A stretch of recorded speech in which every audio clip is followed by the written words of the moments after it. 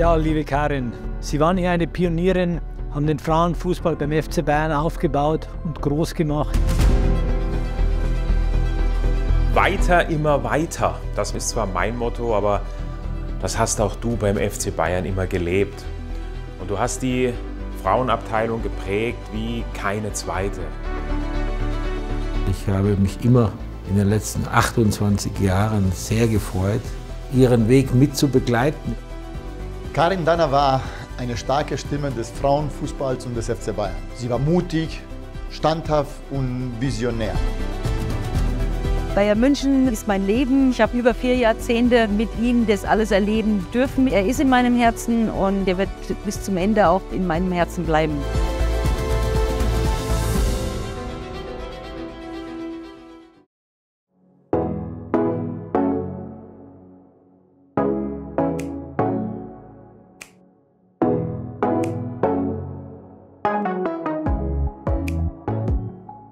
Die Leidenschaft, die war mir schon mitgegeben. Wir sind Großfamilie, also ich habe noch 7 Geschwister, davon sind 4 Brüder gewesen und die haben immer Fußball gespielt. Und ich war dann so eine richtige Straßenkickerin eigentlich.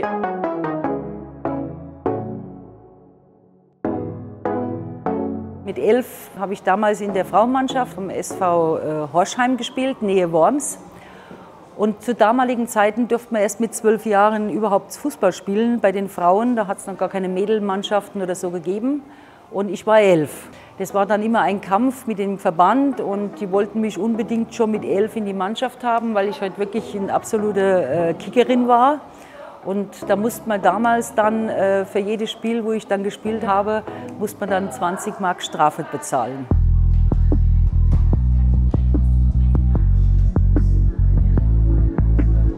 Der FC Bayern ist für mich wirklich ein Herzensverein. Es war damals schon für mich so eine große Ehre, dass mich Bayern München gefragt hatte, ob ich mir vorstellen könnte, nach München zu kommen, für den FC Bayern zu spielen.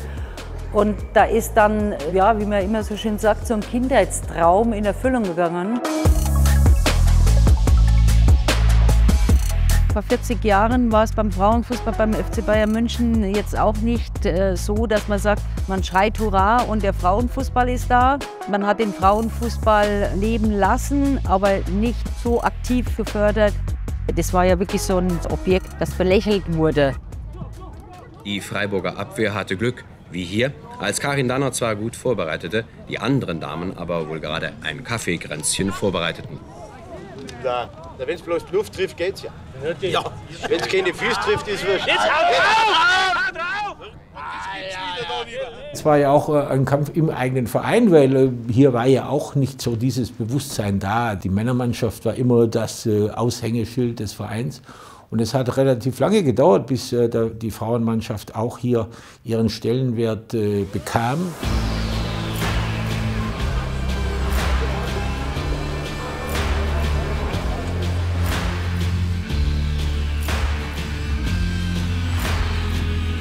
Das war schon so eine Reise ins Ungewisse, so eine Landpomeranze, sage ich mal. Geht in die große Stadt nach München.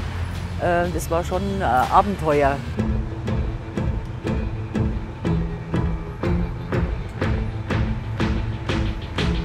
Das war der Eingang von Ratzeltistraße 43, die erste Station in München.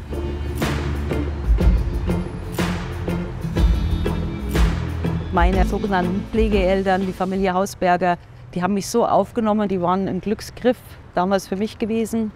Ich meine, der Gustl Hausberger war ja Jahrzehnte auch Schiedsrichterobmann beim FC Bayern München. Ich war wie ein Kind für sie, obwohl ich damals schon volljährig war, also ich war schon 18.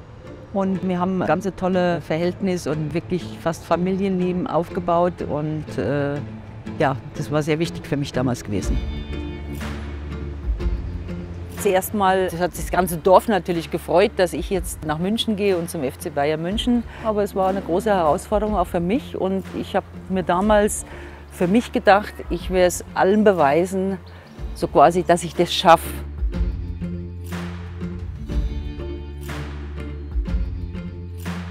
Bayern München hatte mir einen Job beim Sportcheck damals besorgt.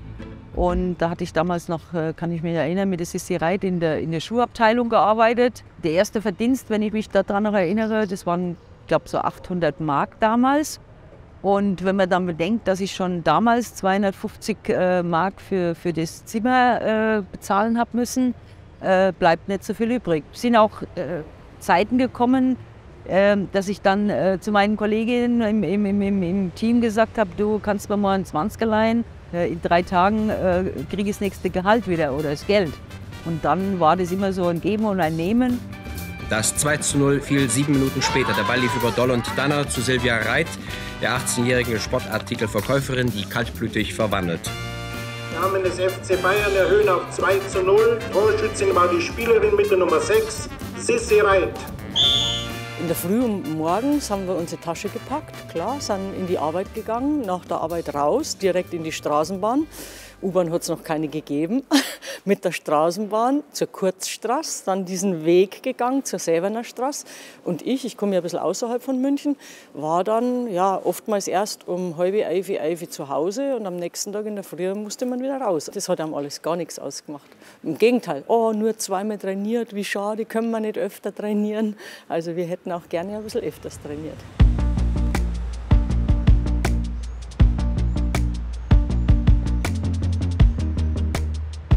Dieser Platz, glaube ich, ist nicht bloß für mich alleine eine Besonderheit gewesen, sondern für unser damaliges Team.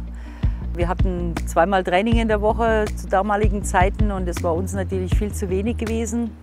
Ja, wir haben uns dann außerhalb des Trainings oder der Trainingszeiten natürlich öfters auf dem Bolzplatz getroffen und hier an der Isar war natürlich der perfekte Platz, große Wiesen gewesen und ja, da haben wir dann mindestens in der Woche noch 2-3 Mal am Abend immer gekickt. Wenn am Wochenende kein Spiel war, haben wir uns am Wochenende hier getroffen. Also für uns hat es eigentlich damals wirklich nur Fußball, Fußball, Fußball gegeben.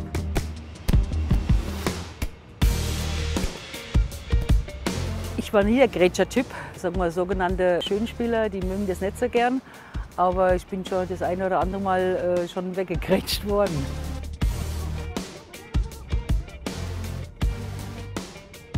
Wir haben früher, wie wir auch an der Sebener Straße unsere Trainingsstätte hatten, da haben wir mal ausrangierte Bälle von den Profis bekommen. Der Platzwart, der war uns wohlgesonnen, der hat uns dann mal Leiberl besorgt und so.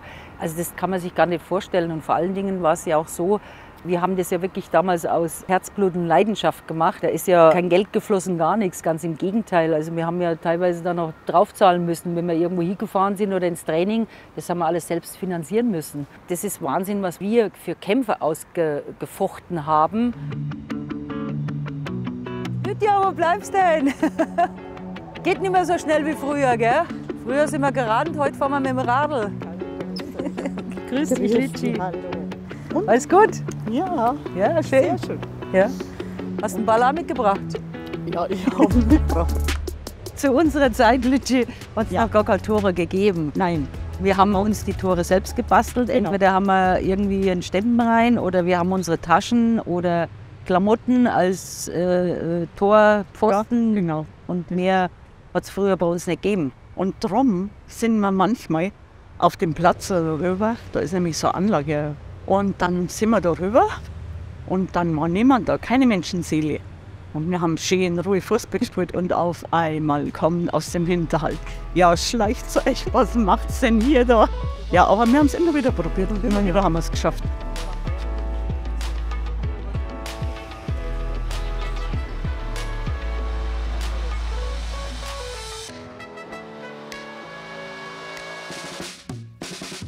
Hier gleich eine Szene in den ersten Minuten. Die Berlinerinnen greifen an, Rita Ziegon. Sie spielt zu ihren Linksaußen. Und im Tor der Münchnerin Lydia Köhl rettet zum ersten Mal bravourös. Das haben wir in Zeitlupe noch einmal gesehen. Schuss, aber wieder steht Lydia Köhl ganz hervorragend. Sie gehörte zu den Besten ihrer Mannschaft.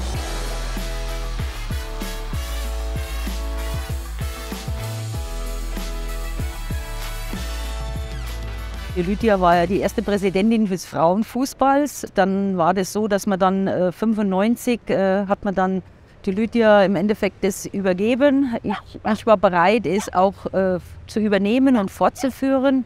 Und von daher ja, sind wir eigentlich so die 2 Frauen der Historie von 50 Jahren Frauenfußball und da kann man schon sehr stolz drauf sein.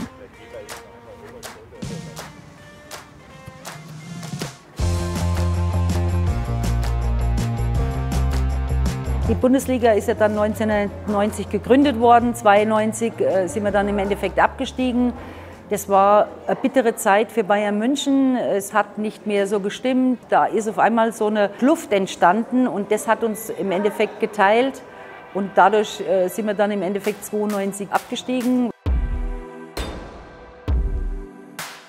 Es war für mich eine bittere Zeit, wie ich das dann so verfolgt habe, dass sie abgestiegen sind. Das war ja auch so ein kurzes Intermezzo, wo ich noch mal am Ende meiner Karriere in Oberdorf-Kirchen gespielt hatte.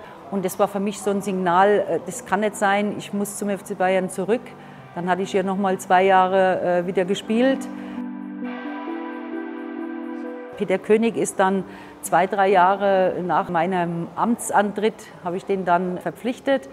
Dann haben wir 2 Jahre das aufgebaut und im letzten Jahr waren alle an Bord. Und am Ende sind wir dann 2000 endlich wieder in die Bundesliga aufgestiegen. Und seitdem ja, geht es eigentlich aufwärts. Die Bayernliga!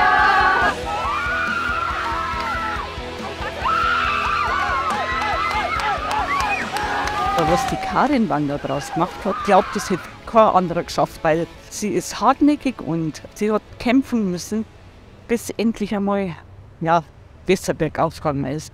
Und das hat es echt toll gemacht, muss ich wirklich sagen. Ich bin froh, dass meine Nachfolgerin ist.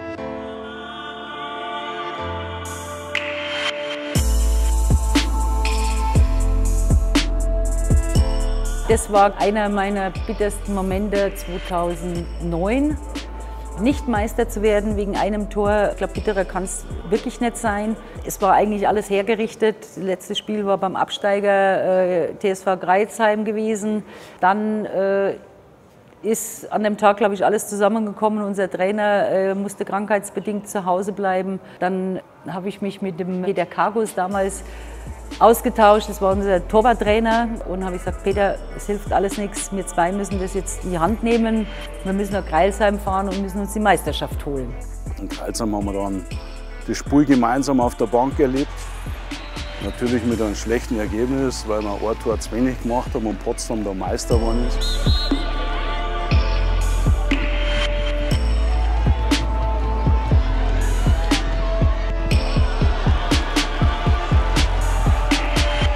Aber es war trotzdem ein Erlebnis, weil das auch wieder, auch wenn es einmal ein negatives Erlebnis ist, schwarst du trotzdem noch mehr zusammen.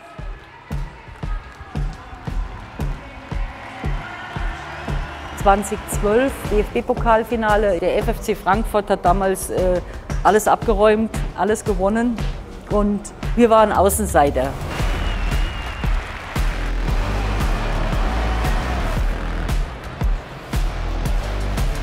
Und Tor! 1:0 für den FC Bayern München. Und vielleicht die Möglichkeit zum 2:0.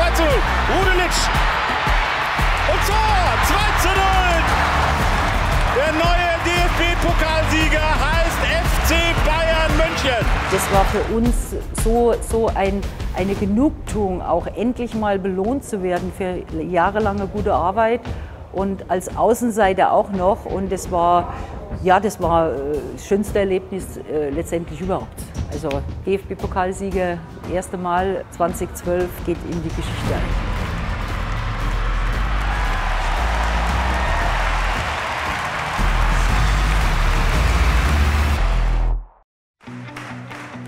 Da sind wir live im Stadion an der Grünwalder Straße. Heute geht es um die deutsche Meisterschaft, die Sie hier unbedingt mit dem FC Bayern gewinnen will. Der VfL Wolfsburg hat es in der Hand, einen Punkt vor den Bayern, spielt aber heute in Frankfurt zeitgleich. Die Bayern müssen auf jeden Fall gewinnen, dann sind sie in der Champions League und müssen dann hoffen, dass Wolfsburg nicht gewinnt. Das ist eigentlich die einfachste Rechnung hier aus Münchner Sicht. Schwache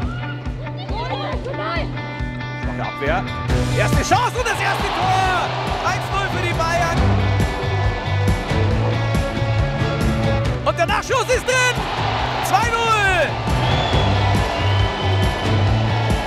In München wird gefeiert. Wir werden das Ganze weiterverfolgen, wie das in Frankfurt weitergeht. Oh, ist das eine Dramatik? Ist das eine Dramatik? Das war Herzschlagfinale 2015 und wir konnten das Gefühl schon von 2009, da war es umgekehrt. Jetzt waren wir eigentlich schon Meister, aber doch noch kein Meister. das macht schon mit einem was. Aber umso mehr löst sich dann alles, wenn wirklich dann Ende ist und du bist Meister. Das ist der Schlusspfiff. Und schauen Sie sich das jetzt gleich an, was hier passiert. Hier bricht die Lawine los.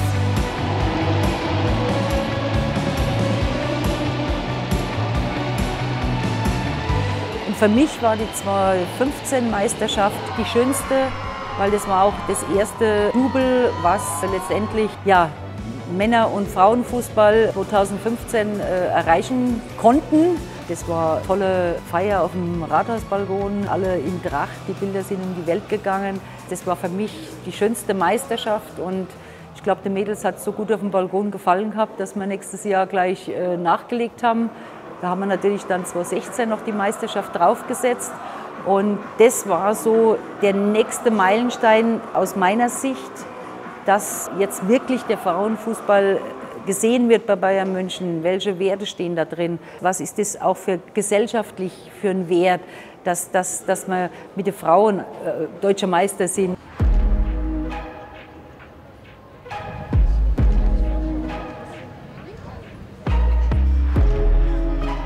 Ich kann mich noch sehr gut erinnern an unser legendäres Spiel gegen Paris Saint-Germain, als wir gemeinsam versucht haben, das Grünwalder Stadion zu füllen. Und es ist uns mit großem Engagement gelungen, fast 10.000 Zuschauer ins Grünwalder Stadion zu bringen. Und die Mannschaft hat ein tolles Spiel gezeigt.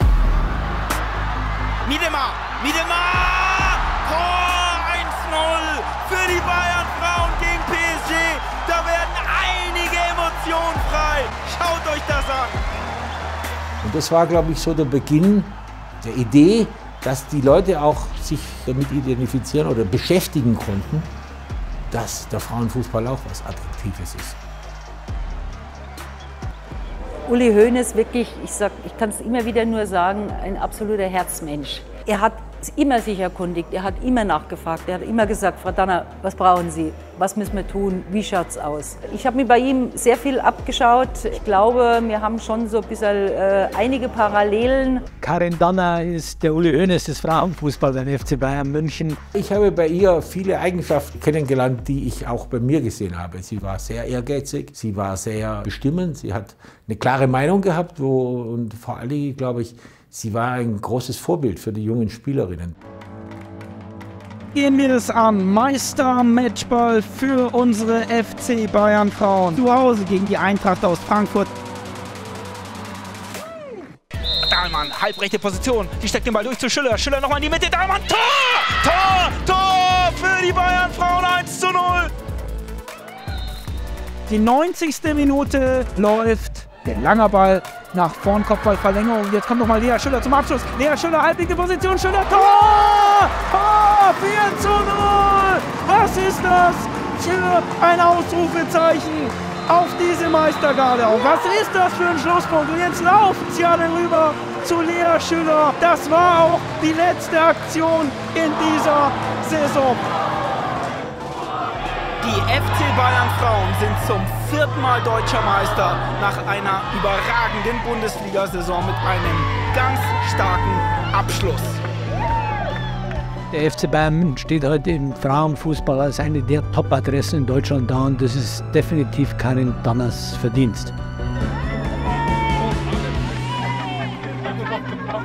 Es ist immer eine Freude, neben Karin Danner auf der Tribüne zu sitzen. Ich muss sagen, auf der einen Seite schätze ich unheimlich ihre Fachkompetenz, denn das merkt man aus den Kommentaren, wie viel vom Fußball sie versteht.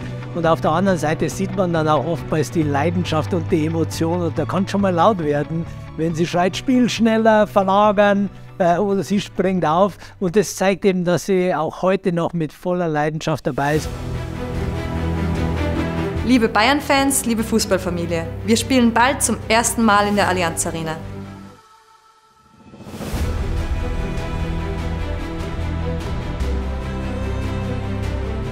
Ab in die Arena. Wir freuen uns auf euch. Das war noch so das Ü-Tüpferl von mir.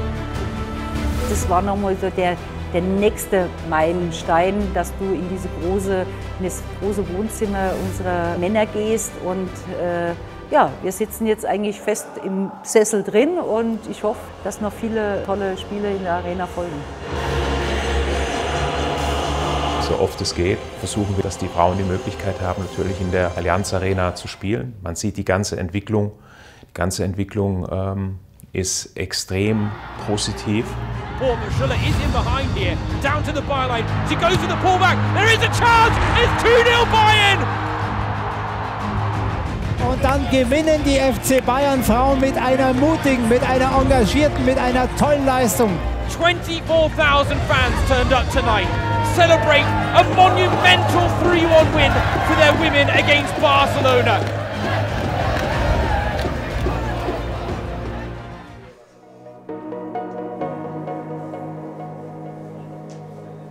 Am 30.06. Ende der Saison werde ich den FC Bayern München zumindest mal im Hauptamt verlassen. Ich bin jetzt einfach glücklich, dass wir den Übergang der Frauenfußballabteilung an die Bianca so geregelt haben, dass das jetzt alles beschlossen ist. Die Fußstapfen sind riesengroß, aber ich freue mich unglaublich auf diese Möglichkeit und auf die Chance, die mir der Verein gegeben hat, aber auch speziell Karen, die mir eben diesen Weg auch geebnet hat und diesen Weg jetzt auch freigibt und da auch das absolute Vertrauen in mich hat, dass ich in diese Fußstapfen auch reinwachsen kann. Wenn man hier diese ganze Historie, 50 Jahre, sich anschaut und man hat fast 45 Jahre davon mitgeprägt und miterlebt, ist das natürlich für mich selbst auch meine eigene Lebensgeschichte und Historie und deswegen, also ich persönlich bin auch sehr, sehr stolz.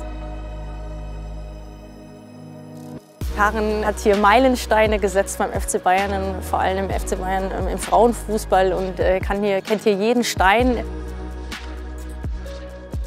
Was die geschaffen hat, das ist, ich glaube, unnachahmlich, unglaublich großzügig, lebensfroh, sehr gesellig, ja, einfach ein guter Typ.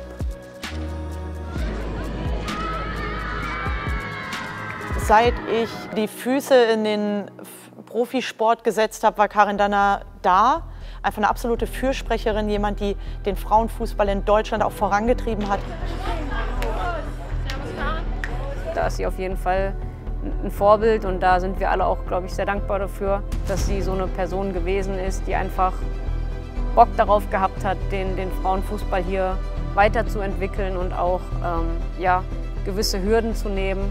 Die Karin ist ein toller Mensch, also menschlich und überragend als Chefin und als Verantwortliche für das Ganze, wo wir auch viel Druck gehabt haben und in den 18 Jahren sind wir halt zusammengewachsen. Liebe Frau Danner, zu Ihrem bevorstehenden Abschied möchte ich Ihnen alles Gute wünschen. Ich wünsche ihr natürlich, dass sie gesund bleibt, ihr Leben genießt und natürlich ein Teil unserer FC Bayern-Familie bleibt. Heute steht der FC Bayern München im Frauenfußball an Deutschlandspitze und ist auf dem besten Weg, sich auch in Europaspitze zu etablieren. Das ist Ihr Werk, das ist Ihr Lebenswerk. Von ganzem Herzen vielen, vielen Dank, vielen herzlichen Dank für einfach alles und viel Glück für deine Zukunft. Und wenn immer wir uns über den Weg laufen, auch werde ich weiterhin mal die Mannschaft wieder zum Tegernsee zum Essen einladen und Sie werden immer der Ehrengast sein.